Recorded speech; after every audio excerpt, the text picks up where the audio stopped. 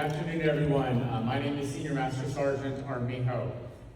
As I was thinking about what I wanted to share with you today, I kept coming back to a simple realization. Sometimes the resiliency that carries us through our hardest days is the resiliency we spent years building in other people.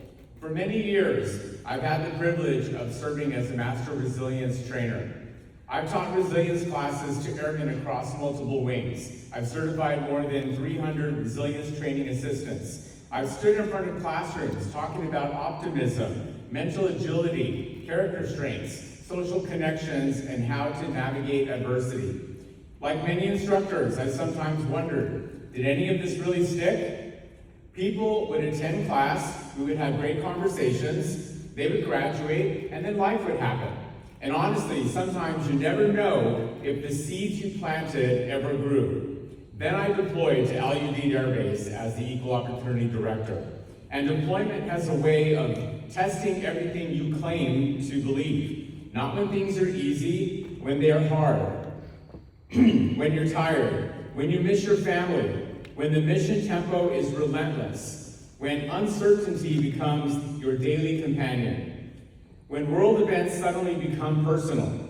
As the Equal Opportunity Director, I spent my days listening to some of the most difficult experiences people were carrying. Stories of discrimination, harassment, bullying. Stories of people feeling isolated, hurt, angry, defeated. Every day, people walked into my office carrying pain, and I had the privilege and the responsibility of helping them navigate it. But if I'm being honest, the weight can become heavy, very heavy. I wasn't just carrying my own challenges, I was carrying pieces of everyone else's. At the same time, my family and my spouse were facing challenges back home. These were moments when the people I loved and needed support, and I was thousands of miles away. I couldn't fix things, I couldn't be there. I couldn't help in the ways that I wanted to. And for someone whose entire life has been built around helping people, that was incredibly difficult. The anxiety started to build. The feeling of helplessness started to creep in. I worried about my family. I worried about people in my office. I worried about airmen who were struggling. I worried about things completely outside of my control.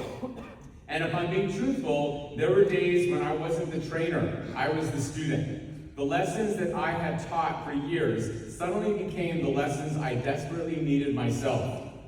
I started paying attention to my thinking. I focused on what I could control instead of what I couldn't.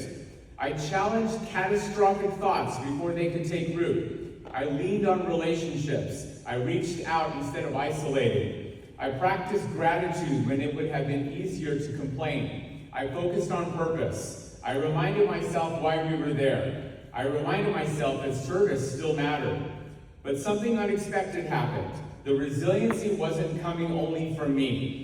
It was coming from the people around me. Many of them had been through resilience training. Many had attended workshops. Some had sat in classrooms where we talked about strengths, connection, and service. And I began watching them use those skills. I watched airmen check on each other. I watched supervisors have difficult conversations with compassion. I watched people notice when someone was struggling. I watched teams pull together during uncertainty. I watched kindness become contagious. I watched people choose hope over fear. I watched resilience show up not as a grand gesture, but in 1,000 small moments. A text message, a conversation, a cup of coffee, a walk around the base. Someone saying, "Hey, are you okay?" and actually waiting for the answer. The truth is that resilience is rarely an individual achievement. It's a team sport. We often imagine resilient people as strong individuals who can handle everything alone. But my deployment taught me something different. The most resilient people I met weren't carrying everything by themselves. They were connected. They gave support. They accepted support.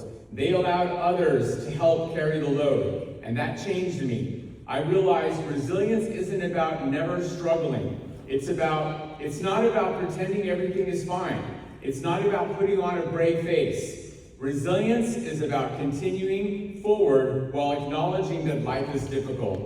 It's about asking for help when you need it. It's about offering help when you can. It's about finding meaning even when the circumstances are hard. And perhaps most importantly, it's about remembering that none of us are meant to do this alone. When I return home, people ask me, how did you make it through? My answer surprised even me. I made it through because of people, the relationships, the friendships, the conversations, the support, the airmen who looked after one another, the leaders who cared, the family members waiting back home, the community that surrounded us.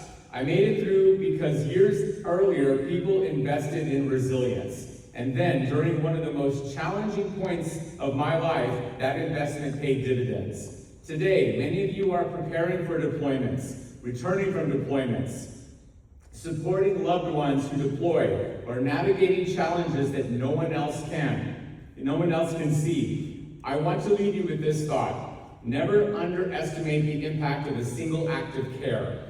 You may think a conversation is small. It isn't.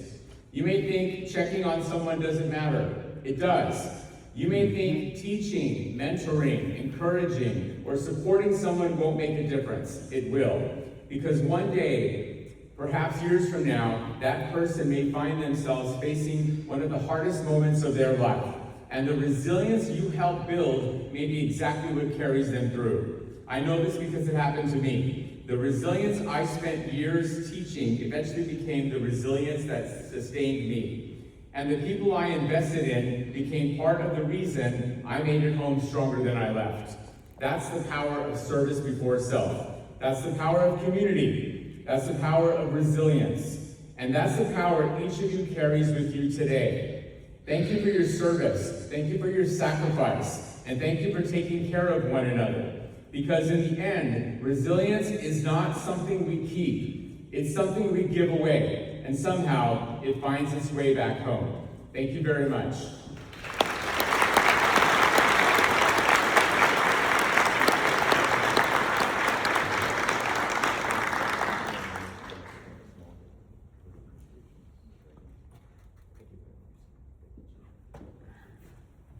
Those in the audience, I had the privilege to present Chief Master Sergeant Israel Nunez, our African Command Chief, his coin, in appreciation for sharing his story today. Thank you again, Johnny, and I look forward to seeing what your support and development of our airmen look like long after the wear of the uniform.